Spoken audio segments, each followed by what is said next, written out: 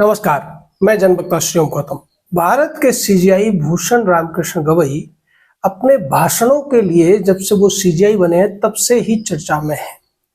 और ऐसा इसलिए भी है, वो बार बार और जहां भी मौका मिलता है भाषण देने से पीछे नहीं हटते हैं।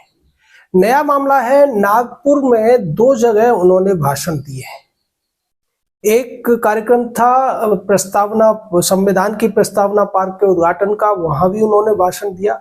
और दूसरा भाषण उन्होंने दिया नागपुर बार एसोसिएशन के एक कार्यक्रम में। अब इन भाषणों में एक बहुत ज्यादा चौंकाने वाली और बहुत ज्यादा चिंताजनक बात यह है कि बी.आर. गवई ने यह कहा है कि वो चाहते हैं कि ये जो न्यायिक सक्रियता है, जुडिशियल एक्टिविज्म है, ये ऐसे ही जारी रहनी चाहिए। अब आप इसका पहले मतलब भी समझ लीजिए कि जुडिशियल एक्टिविज्म कहा किसको जाता है। इसके बारे में और भी उन्होंने क्या कहा है, इस पर भी चर्चा करेंगे। और जो दूसरे संदेश उन्होंने अपने इन दोनों भाषणों में देने की कोशिश की है, वो भी हम आपसे चर्चा करेंगे। और चर्चा इस बात की भी करेंगे कि इस सब के पीछे क्या वजह हो सकती है कि जस्टिस बी.आर. गवई लगातार ऐसे भाषण देने की कोशिश कर रहे हैं या देते जा रहे हैं। जुडिशियल एक्टिविज्म तब कहा जाता है कि न्यायालय जब ज्यादा सक्रियता के साथ सरकार के कामों में हस्तक्षेप करने लगते हैं और सरकार के बनाए हुए ज्यादातर कानूनों पर वो अपनी राय या प्रतिबंध लगाते हुए दिखाई देते हैं। और इसका नतीजा ये होता है कि जो जनता द्वारा चुनी हुई सरकार या संसद होती है, वो सही तरीके से अपना काम उतना सुचारू रूप से नहीं कर पाती है जितना कि उसे करना चाहिए। Justice B R. गवई ने कहा कि वो न्यायिक सक्रियता के पक्ष में है, लेकिन वो नहीं चाहते कि ये जो सक्रियता है यानी कि जुडिशियल एक्टिविज्म है, ये जुडिशियल एडवेंचरिज्म या फिर जुडिशियल टेररिज्म बन जाए।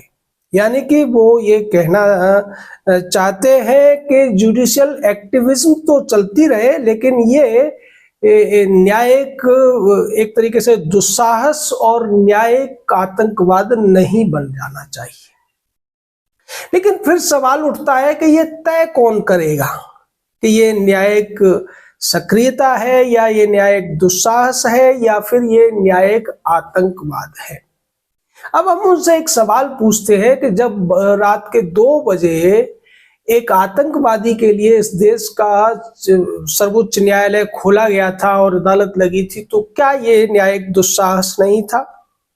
और जब तीस्ता शीतलवाड़ के लिए पूर्व सीजीआई चंद्रचूड़ ने एक ही दिन में 2-2 बेंच गठित कर दी थी। पहली बेंच जो 2 जजों की थी, उन्होंने तीस्ता शीतलवाड़ को जमानत देने से इनकार कर दिया था, लेकिन जो दूसरी बेंच बनी थी जिसमें 3 जज थे और संयोग से उसमें जो एक जज थे वो जस्टिस बी.आर. गवई खुद थे। और उस बेंच ने तीस्ता शीतलवाड़ को छुट्टी के दिन भी बड़ी ही त्वरित गति दिखाते हुए जमानत दे दी थी। क्या इसको आप न्यायिक सक्रियता की श्रेणी में रखेंगे या न्यायिक दुस्साहस की श्रेणी में या फिर न्यायिक आतंकवाद की श्रेणी में? इसका निर्णय तो भारत के चीफ जस्टिस से ज्यादा और अच्छी तरीके से कौन कर सकता है। भारत की प्रस्तावना, जो संविधान की प्रस्तावना है, उसमें स्पष्ट तौर पर लिखा गया है be the people of India, जिसको अगर विस्तार से समझने की कोशिश करें तो इस वाक्य का मतलब ये है कि sovereignty of the India lies neither in the president nor in the prime minister but in the people of India. यानी कि भारत देश की जो सर्वोच्च सत्ता, जिसे संप्रभुता कहा जाता है, वो भारत के लोगों में निहित है। लेकिन भारत के लोग न्याय पाने के लिए दर-दर की ठोकरें खा रहे हैं। भारत के लोगों के 5.5 करोड़ से ज्यादा केसेस पेंडिंग है, लेकिन हमारे सीजीआई को न्यायिक सक्रियता पर ज्यादा जोर देने की जरूरत महसूस हो रही है। वो आम जन के लिए न्याय उपलब्ध कराने की बात करते हुए नजर नहीं आते हैं। वो कहते हैं कि मेरी नजर में न संसद सर्वोच्च है, न कार्यपालिका सर्वोच्च है, बल्कि संविधान सर्वोच्च है। तो फिर उसी संविधान ने जिसको सर्वोच्च माना है, यानी कि भारत की जनता, उसके लिए आपका दिल क्यों नहीं दुखता है? उसके केसेस को जल्दी से जल्दी निपटारा किया जाए, इस पर आप अपने किसी भाषण में जिक्र क्यों नहीं करते हैं सीजेआई महोदय? बहुत से लोगों को हमारी बातों से दिक्कत होती है, जो ज्यादातर दूसरे एंगल से इन चीजों को देखने की कोशिश करते हैं। वो ये हम पे टिप्पणी भी करते हैं कि आप सीजेआई महोदय से चिढ़े हुए हैं या आप सरकार की तरफ से बोल रहे हैं, जबकि हकीकत तो ये है कि हम उस देश के हर नागरिक की तरफ से बोल रहे हैं जो इस देश का असलियत में मालिक है। और सीजेआई महोदय को इस बात का जवाब तो देना पड़ेगा कि वो न्यायिक सक्रियता पर तो बहुत भाषणबाजी करते हैं, लेकिन जो केसेस की पेंडेंसी है उस पर भाषणबाजी क्यों नहीं करते? जो जुडिशरी में करप्शन है उस पर भाषणबाजी क्यों नहीं करते? और जो कुछ अभी देखने को मिल रहा है कि यशवंत वर्मा को बचाने के लिए पहले कॉलेजियम पूरा का पूरा इकट्ठा हुआ और अब कॉलेजियम और वकीलों की फौज उस भ्रष्ट जज को बचाने में लगी हुई है। और सीजेआई महोदय अभी तक उस भ्रष्ट जज के खिलाफ सीबीआई, ईडी या दूसरी किसी अन्य एजेंसी से जांच कराने की इजाजत नहीं दे पाए हैं। सीजेआई महोदय ने अपने भाषण में यह भी कहा कि मेरे पिता शुरू से चाहते थे कि मैं इस देश का सीजेआई बनूं। अब आप सोच लीजिए, कोई व्यक्ति अगर आईपीएस बनता है तो उसके पिता ये कभी भी नहीं भविष्यवाणी कर सकते या सोच सकते कि उनका बेटा जो राज्य का डीजीपी बन पाएगा। कोई व्यक्ति आईएएस बनता है तो उसका पिता भी कभी ये नहीं सोच पाता है कि वो व्यक्ति एक दिन जाकर देश का मुख्य सचिव बनेगा या कैबिनेट सचिव बनेगा। लेकिन देखिए कमाल कि एक पूर्व राज्यपाल अपने बेटे के जज बनते ही ये मानने लगे थे कि वो आगे चलकर सीजेआई बनेंगे। यानी कि सेटिंग किस तरीके से पहले ही हो जाती है और अप्रोच का, भाई भतीजावाद का कॉलेजियम में किस तरीके से खेल होता है, इसकी गवाही तो खुद सीजेआई महोदय दे रहे हैं। क्योंकि जब उनके पिता जिंदा थे उस समय तो ये सुप्रीम कोर्ट पहुंचे भी नहीं थे और हाई कोर्ट में भी इनसे बहुत सारे जजेस थे जो सीनियर थे। एक उदाहरण हमने जस्टिस ओका का भी दिया था। तो फिर कैसे कोई पिता जो राज्यपाल के पद पर रहा हो या है वो ये कह सकता है कि मेरा बेटा ही आगे चलकर सीजेआई बनेगा? इसको लेकर सीजेआई महोदय भावुक हुए और उन्होंने ये भी कहा कि मेरे पिता अगर जिंदा होते तो कितने खुश होते। हमारे देश में जो ये कॉलेजियम सिस्टम चल रहा है ये पहले ही तय कर देता है, जैसे ही किसी जज को सुप्रीम कोर्ट में अपॉइंट किया जाता है उस अपॉइंट करने के साथ ही, शपथ लेने के साथ ही ये तय हो जाता है कि वो व्यक्ति इस देश का सीजेआई बनेगा या कॉलेजियम का हिस्सा होगा या केवल एक जज के तौर पर रिटायर हो जाएगा। इसका एक बहुत अच्छा उदाहरण मैं आपको देता हूं। जस्टिस चेलमेश्वर और जस्टिस रंजन गोगोई दोनों ही साथ साथ दोनों ने शपथ ली थी, लेकिन चेलमेश्वर की शपथ रंजन गोगोई के बाद हो गई थी या फिर कहिए कि बाद में कराई गई थी। और इसी वजह से जस्टिस चेलमेश्वर उनसे सीनियर होते हुए भी और सेम डे शपथ लेते हुए भी वो बिना इस देश का सीजेआई बने रिटायर हो गए। जस्टिस चेलमेश्वर बहुत ईमानदार जजों में गिने जाते हैं। जब एनजेएसी का फैसला हो रहा था तो उस बेंच में जस्टिस चेलमेश्वर भी थे और उन्होंने एनजेएसी का पक्ष लिया था। उन्होंने स्पष्ट कहा था कि कॉलेजियम को इस तरीके से निरंकुश और मनमानी करने की छूट नहीं दी जानी चाहिए और सरकार जो प्रस्ताव लेकर आई है उसमें चूंकि 3 सुप्रीम कोर्ट के सीनियर मोस्ट जजेस हैं, उसके अलावा 2 एमिनेंट पर्सनैलिटीज हैं और केवल एक कानून मंत्री उसमें होने से ऐसा नहीं हो जाएगा कि जजों की नियुक्ति में सरकार का हस्तक्षेप बढ़ जाएगा। जस्टिस चेलमेश्वर ही वो जज थे जब सुप्रीम कोर्ट में राम मंदिर का मामला सामने आया था और तब तक वो रिटायर हो गए थे। तो उनसे जब एक इंटरव्यू में ये पूछा गया कि इस मामले में क्या हो सकता है तो उन्होंने स्पष्ट तौर पर कह दिया था कि जो तथ्य सामने है, जो सबूत सामने है, उसके आधार पर तो सुप्रीम कोर्ट भी राम मंदिर के पक्ष में ही फैसला देने के लिए मजबूर हो जाएगा। और इसको लेकर हमने एक वीडियो बनाया था, 2018 की बात है, वो वीडियो खूब चला था। उस समय कोई कल्पना नहीं कर सकता था कि इस केस की शुरुआत में ही ऐसी उम्मीद कैसे की जा सकती है, और उसका हमने विस्तार से बताया था कि चूंकि जो आर्कियोलॉजिकल सर्वे की रिपोर्ट्स है, जो तथ्यात्मक एविडेंसेस है, उसके आधार पर सिब्बल सिंघवी, राजीव धवन टाइप के कितने भी वकीलों की फौज खड़ी हो जाए, ये केवल फैसले को डिले कर सकती है, उसको अपने पक्ष में नहीं करा सकती। तो ऐसे ऐसे ईमानदार जज हुए हैं, लेकिन वो कभी सीजीआई नहीं बन पाए। और दूसरी तरफ जिनको कॉलेजियम चाहता है, जिनको जिस तरीके से अपॉइंट किया जाता है सुप्रीम कोर्ट पर, उसी से तय हो जाता है कि आगे चलकर वो चीफ जस्टिस बनेंगे।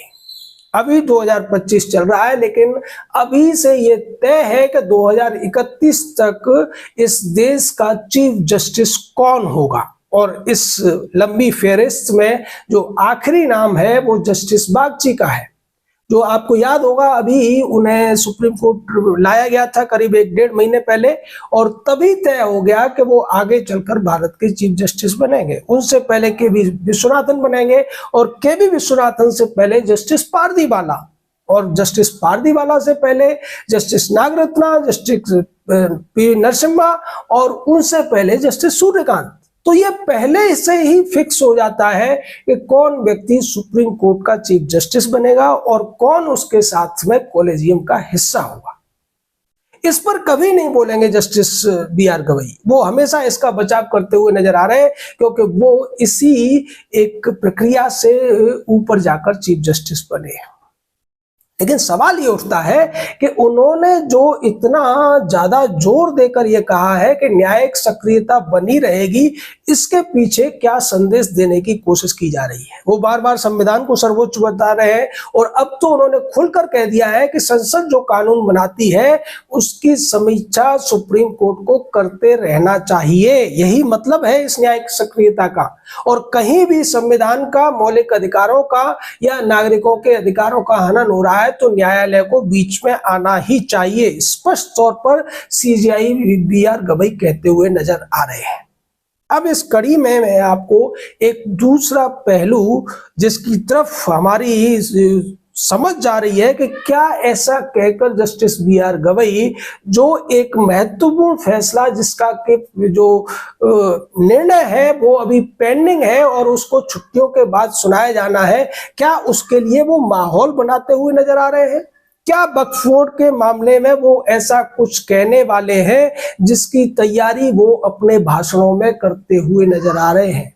वो न्यायिक सक्रियता पर बार बार जोर दे रहे हैं, वो संविधान की सर्वोच्चता पर बार बार जोर दे रहे हैं। तो कहीं ऐसा तो नहीं कि वक्फ के मामले में वो कुछ राहत देते नजर आ रहे हो वक्फ बोर्ड वालों को या मुस्लिम पर्सनल लॉ बोर्ड वालों को? क्योंकि सरकार ने जो कानून बनाया है उसमें सारी चीजें स्पष्ट है। और बार बार पूर्व सीजीआई खन्ना भी एक बात पर सवाल उठा रहे थे कि वक्फ बाई यूजर, सबसे बड़ी समस्या तो ये वक्फ बाई यूजर ही है। और इसको लेकर जो दलीलें दी गई और स्पष्ट हो गया कि इस्लाम में भी वक्फ केवल वो प्रॉपर्टी हो सकती है जो किसी की अपनी प्रॉपर्टी है, यानी कि जो जिस प्रॉपर्टी का मालिक है वो वाकिफ है और वाकिफ ही वक्फ कर सकता है, लेकिन जिस प्रॉपर्टी का वो मालिक नहीं है उसे वक्फ नहीं किया जा सकता। और इसीलिए ये कंसेप्ट लेकर आए थे waqf by user. Waqf by user का मतलब ये है कि अगर किसी ने किसी भी जमीन पर कब्रें बना ली तो वो कब्रिस्तान मान लिया जाए, जहां मस्जिद खड़ी कर ली उसको मस्जिद मान ली जाए, जहां मकबरा या मजार खड़ी कर दी उसको भी वक्फ मान लिया जाए, क्योंकि वो यूज के हिसाब से वक्फ है। और इसी पर सबसे बड़ी आपत्ति है, देश की ज्यादातर जमीनें इसी तरीके से हड़पी गई हैं या वक्फ की बना दी गई हैं।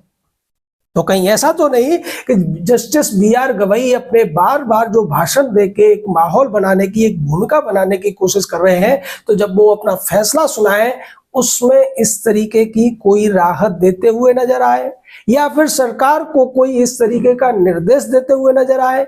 और जैसा कि उपराष्ट्रपति धनखड़ साहब बार बार कह रहे हैं कि ये जो कुछ हो रहा है वो संविधान के दायरे में नहीं है, लेकिन इसको संविधान के दायरे में सिद्ध करने की जो कोशिश की जा रही है बी.आर. गवई के द्वारा, वो भी बहुत ज्यादा चौंकाने वाली है। क्योंकि संविधान में तो कॉलेजियम का भी जिक्र नहीं है, संविधान में तो वक्फ का भी जिक्र नहीं है। उसके बावजूद वक्फ के नाम पर इस देश में कानून बना और कॉलेजियम ने जो कानून संसद ने पास किया था उसको खारिज कर दिया, क्योंकि कॉलेजियम जो एक असंवैधानिक संस्था है उसको ये बचाए रखना चाहते हैं। और उसके नाम पर इसी तरीके से सुप्रीम कोर्ट में कौन सीजेआई बनेगा, कौन जज बनेगा, कौन कॉलेजियम का हिस्सा बनेगा, इसको पहले से ही तय करने की ताकत जो जजों को मिली हुई है, या फिर कहें कि इस काले कोट वाली लॉबी को मिली हुई है, उसको ये हमेशा के लिए बनाए रखना चाहते हैं। लेकिन सबसे बड़ा मजाक तो ये है कि ये जो कर रहे हैं वो संविधान के नाम पर कर रहे हैं। संविधान की प्रस्तावना में जो लिखा हुआ है उस पर भी ये ध्यान नहीं दे रहे। संविधान में जो पहला शब्द है उस पर कभी ये जोर नहीं देते हैं, we the people of India, हम भारत के लोग। लेकिन हम भारत के लोग इस सब से पिस रहे हैं। न्याय की आकांक्षा में कितनों की जिंदगियां खत्म हो गई। 30-30, 40-40 साल बाद लोगों की जिंदगी का फैसला होता है और पता चलता है कि जिस जुर्म में वो अंदर जेल में है, इतने सालों तक पीड़ित थे, वो जुर्म तो उन्होंने किया ही नहीं था। 40 साल बाद किसी व्यक्ति को अगर ये कहकर रिहा किया जाता है कि तुम निर्दोष हो, तो इससे बड़ा मजाक उसकी जिंदगी के साथ क्या होगा जो हमारे देश की अदालतें करती हुई नजर आ रही हैं। इस सब पर हमारे देश की जनता को ही सोचना पड़ेगा, क्योंकि हम बार बार आपको बता चुके हैं कि अदालतों के मामले में, न्यायपालिका के मामले में सरकार और संसद कुछ नहीं कर सकती है, क्योंकि सुप्रीम कोर्ट ने अपने बार बार के फैसलों से ऐसी प्रेसिडेंस बना दी है कि जो भी कुछ सरकार करेगी वे उसको असंवैधानिक घोषित करके खारिज कर देंगे।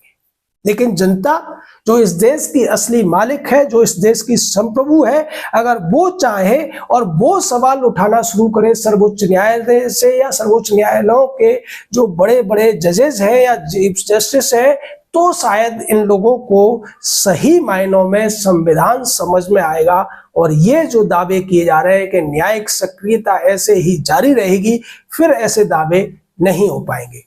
जय हिंद, जय भारत।